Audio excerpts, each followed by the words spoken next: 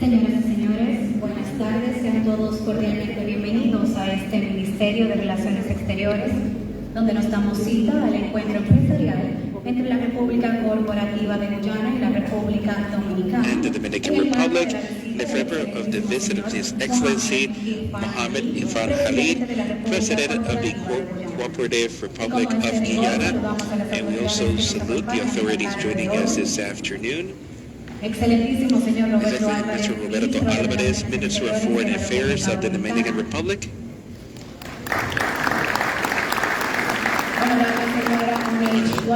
Honorable Woman, Minister of Tourism, Industry and Commerce of the Cooperative Republic of Guyana. Señora Viviana Ms. Ribeiro, Viviana Ribeiro, de Pro Dominicana. Executive Director of Pro Dominicana. Mr. Peter Ramsarup, Director of Investment and Chief of Agency of Guyana in the Office for Foreign and Domestic Investments, Guyana. Mr. Komal Singh, Executive Director of the Private Sector Commission of Guyana. Mr. Celso Maharagfini, President of the National Council for Private Enterprise, CONAP. Señor Robert Bersau, Secretario de Exterior del Ministerio de Relaciones Exteriores y Cooperación Affairs and International Cooperation of Guyana. Read the different segments represented, special guests. And with no further ado, give the floor to His Excellency, Mr. Roberto Álvarez, Minister of Foreign Affairs.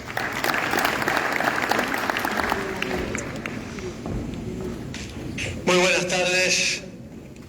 Good afternoon. Welcome to Santo Domingo. Welcome to the Ministry of Foreign Affairs. It's a great pleasure to have you here today. Minister of Tourism, Industry and Commerce of the Cooperative Republic of Guyana and their delegation, Secretary Robert Bresson, Secretary of the Interior of the Ministry of Foreign Affairs, Peter Ramsarup, Director for Investment and Chief of the Guyana Agency in the Office of Foreign and Domestic Investment, Mr. Komal Singh, Executive Director of the Commission for the Private Sector of Guyana, Madam Viviana, our friend Viviana Ribeiro, Director for Pro Dominicana, Mr. Celso Juan Maranzini, President of CONAP, business persons from Guyana, Dominican business person, ladies and gentlemen. I have some remarks, but I think it's easier if I quickly summarize. First, I would like to extend my apologies. As you would imagine, there was an event in the palace under circumstances in which there's great empathy between the two presidents and many topics to be discussed, and the signings of the memorandums took longer than anticipated or expected. In any case, it is a pleasure to be here. As you know, the foreign policy president Abinader, it is an approach towards CARICOM, which our surrounding has been one of the main objectives of said foreign policy. Number two, in the personal encounter between President Abinader and President Ali, there was an immediate approach in recognition of empathy as far as common objectives to democratic nation with principles, respect for human rights, values, and with how our economies complement each other. And thus, from the onset, President Abinader was determined to have an opening of an embassy in Guyana, which has been in process for approximately 1 year. In a visit we had last year, September, we signed a memorandum for promoting trade and investments, and during the visit in June this year, President Abinader went to Guyana and signed another MOU on energy matters. During said visit to Guyana, which was an historical visit, as people here in attendance have said before, because there is where we set this firm relationship between the country, both at government level and at private sector. In fact, there have been already a series of investment from Dominican business persons taking place in important sectors for both countries. In this regard, besides the energy topic, the document sent today, one having to do with the installation of a petroleum refinery with an output capacity of 50,000 barrels per day. Another was a petrochemical facility and exploration block, a specific one to actually determine the nature of these agreements, in the sense that the impact will be from government to government, but then we'll have the integration has been gone to the beginning. It's just a matter of deciding moving forward as to the role of the private sector, both from Guyana and the DOMINICAN. There was a signing of another agreement regarding food to have corn and maybe other products in Guyana. We assembled an enormous amount of lands. There's been a definition of certain lands, I think 100,000 acres, if I'm not mistaken. And that is, for your mind, it is a considerable portion of land. So you can imagine we import corn, which is an essential staple for livestock, for poultry, for anything that we have here, and managing to have production facilities set and safe will be something that would establish an enormous food security, even better than what we have today. This investment, also for Guyana and CARICOM in general, so the English-speaking Caribbean, it holds great importance. President Ali has been the program we call 25 for 25, which is a reduction of imports of foodstuffs that now are estimated in approximately $5 billion per year for the CARICOM region. And it seeks to reduce that import invoice by 25% for 2025. That is to create the synergy so that this 25% and eventually take it to 100%, we all through regional production. So this aspect will serve and not only for the Dominican Republic and Guyana, but the whole Caribbean in general. And this is one of the essential aspects in creating synergy between our public and private sectors, so that the sum be greater than simply 2 plus 2. In this regard, the agreements that were just signed today, what they do is create the conditions, opens the doors, so that now pueda private también sector can also contribuir y darle un contribute sentido, además de práctico, un sentido financiero, que financial sense sabemos que estos besides the practical, proyectos because van we a know that these requerir grandes projects inversiones. will Así require que un great placer investment. So it is estar a aquí, pleasure darles to de be nuevo la here. bienvenida. I'd like to Y si welcome ahora you me once permiten, again. le If doy it la may, palabra I will a la now give the ministra floor to de Turismo the y Minister of Comercio Industry and Commerce of Guyana, Onesh Mulrose.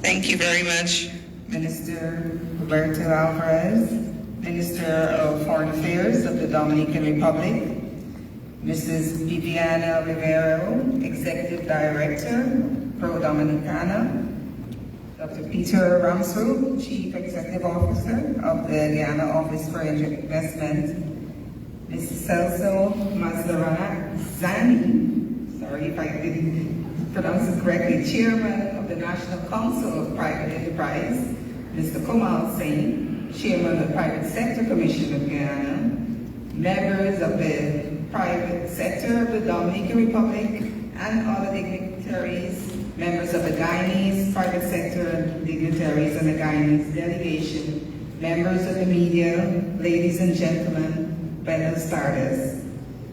It is certainly an honor to visit your beautiful country, and this Guyana delegation is delighted to engage with government and private sector of the Dominican Republic in areas of mutual interest, cooperation, collaboration, and increased trade. We've had a tremendously productive session with the bilaterals that we had with your President Louis just a few minutes ago. Just came from that really productive engagement. And as Minister of Foreign Affairs, Ms. Minister Alvarez has scored, we have 5 or 6 MOU coming out of those meetings, and that shows the commitment of the governments, our respective governments, to make sure that these engagements, these visits are productive. And working groups have already been established with Minister, yours truly assigned, to make sure that is delivered. On the Dominican Republic side, your President Louis has also assigned a commissioner just to make sure that these working groups produce the results in which they are meant to be. And while Minister of Foreign Affairs has underscored what the different working groups in terms of energy and tourism and food security, they are not limited to those. So it should not prevent us from signing or being able to engage in other areas and other sectors. This visit is a follow-up from the earlier state visit by His Excellency President Louis Abinader to Guyana. During that visit, both President Louis and Guyana's President, His Excellency Dr. Mohamed Irfan Ali, pledged to strengthen bilateral cooperation and committed to pursuing greater collaboration in the areas of energy, agriculture, tourism, trade, ICT, infrastructure, and industry. Both presidents also underscores the pivotal role the private sectors in both countries can play in this economic partnership. And it is for this reason that our delegation includes representatives of the Guyana private sector. And I must say, it is the largest delegation that is coming out of Guyana, the private sector, ever. And we've done many of these trade visits.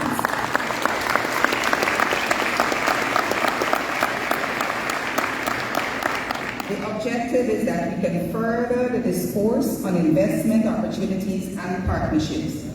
Despite differences in language and culture, our countries have historically enjoyed strong bilateral relations dating back to the formal establishment of diplomatic ties in October of 1970. Since then, our bilateral relations have been characterized by cooperation, trade, and a shared commitment to regional stability and development. This visit of ours is intended to build, as it already has started to, on the strong partnerships that our nations and our presidents have established.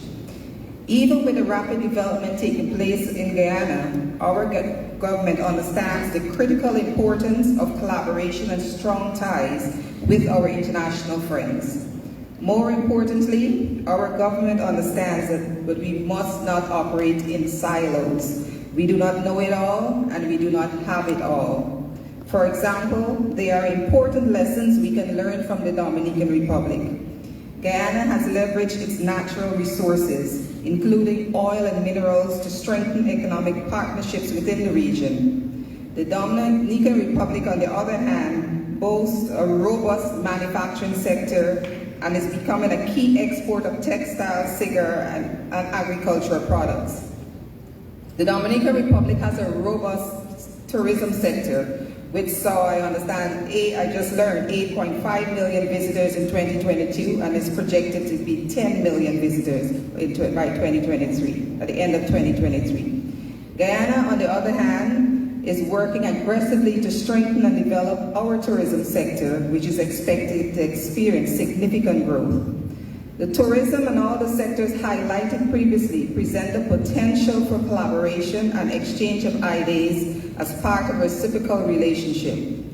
Our geographical locations also present huge opportunities for partnerships. The Dominican Republic, with its strategic location, can serve as a gateway for Guyanese products to global markets. On the other hand, Guyana is developing infrastructure that facilitates transportation links among South American nations. Currently, work is ongoing on the expansion of a road that connects the Roraima state of Brazil to Guyana, Georgetown, Guyana. This opens the opportunity for not only a shorter route of products out of Brazil to the Atlantic coastline, but it simultaneously creates access for global products to reach Brazil at a lower cost.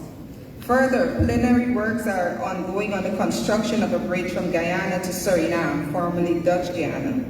This important link has immense potential for the movement of goods throughout South America. A key objective of our visit is to promote investment opportunities in both countries. The CEO of the Guyana Office for Investment will share a detailed portfolio of investment opportunities in Guyana. However, I will preface his presentation by indicating that Guyana is open for business, and we are serious about business. Our government has made it clear that investments are welcome in our country. As a result, we continue to create the enabling environment to facilitate the ease of doing business. And just to give you a peek of what is happening is to boost your confidence if it hasn't already been boosted. Just last week, our Parliament passed the Electronic Communications and Transaction Act. The act, which provides for cross-border dealings, will allow for your people to conduct business in with Guyanese companies and our government by electronic means, securing the knowledge that their transactions have legal recognition and will be enforceable. Further, our government is actively pursuing the implementation of the single window for trade, which connects all regulatory agencies and will make doing business in our country a seamless digital experience. Additionally, government continues to offer generous incentives for investors who are keen on establishing sustainable business in Guyana. Our private sector, as their presence here reaffirms, is also open to international investment and partnerships. In our tourism sector specifically, the investment opportunities are numerous and diverse. Guyana's tourism industry is experiencing a massive boom, owing from its strategic marketing position, the oil and gas spill-off effects, and an overall increase in leisure and trade. As a result of this growing influx of incoming travels, we have recorded an 82.1% increase in visitor arrivals in 2022, and strong showing recovery and confidence in the economy. These encouraging figures will no doubt only increase over time as government has prioritized attracting reputable airlines to further improve Guyana's connectivity.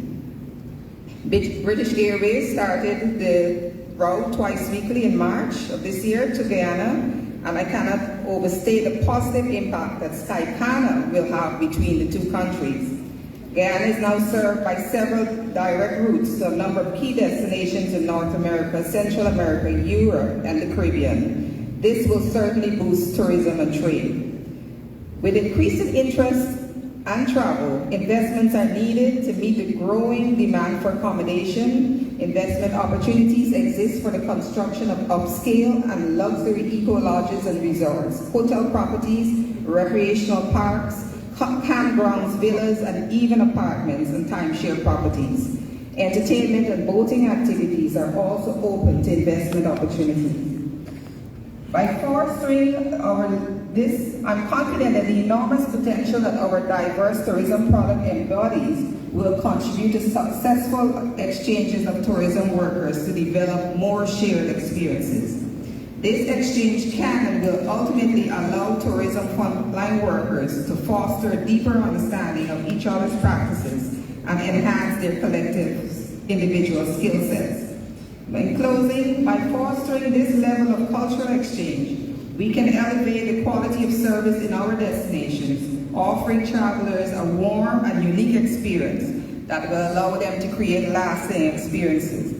More importantly, by promoting responsible and sustainable travel that celebrates our pristine environments and by sharing best practices in conservation and community engagement, we can lead the way in preserving our national heritage or natural heritage for future generations.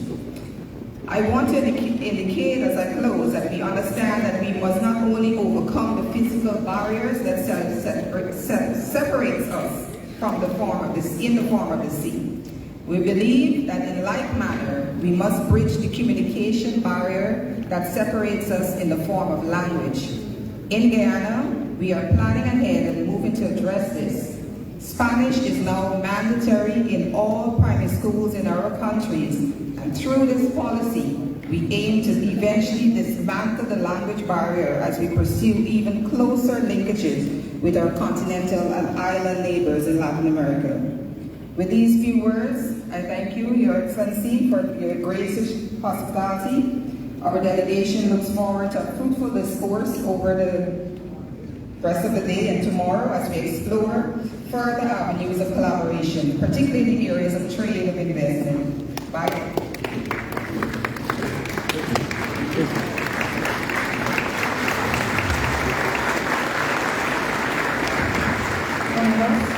Le damos la bienvenida al excelentísimo señor presidente de la República Cooperativa de Guyana, Mohamed Ibrahim Ali.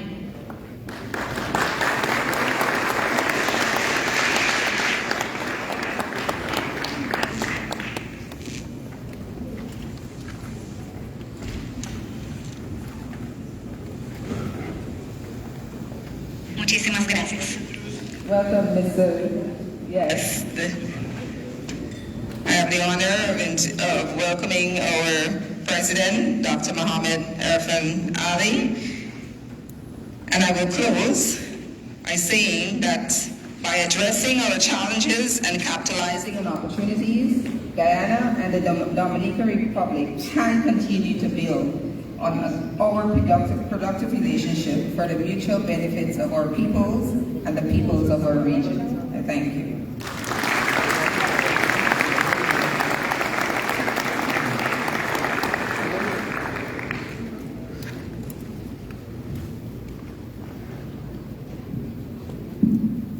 Bueno, es obvio que acaba de llegar un invitado muy especial, el presidente Ali de Guyana, a quien vuelvo y pido que le demos un gran aplauso.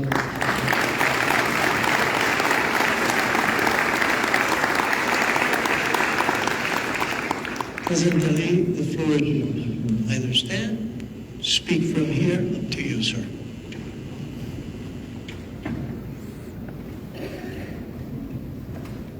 Thank you very much. First of all, let me thank you for your kind hospitality, all the hospitality you've shown to the local private sector and our delegation here.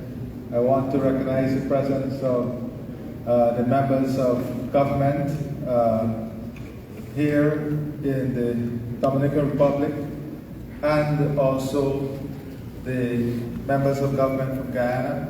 But importantly, this session that is arranged for the private sector of both countries. We had a very fruitful morning. The President of Dominican Republic and I and members of the two government delegations had an extensive morning, and one that I would say bore tremendous fruit. I'm sure you've heard already about the MOUs that we have signed, paving the way for the private sector of the two countries now to advance their work in benefiting from the foresight, benefiting from the signal and the commitment of the two governments in pushing investment, in bringing together the two private sector, all aimed at creating win-win situations for both countries. Guyana has tremendous opportunities. We are building an economy that is broad, one that spans many different sectors, looking to position Guyana as a global leader in food security, climate security, energy security, and one in which ecotourism, the technology, AI, digitization, all of these areas will play a significant role in the future we want to build. Today, the private sector of Guyana, I think, turned out in great numbers because there is great anticipation in relation to the momentum and the partnership that they're seeking with their counterparts here in the DR.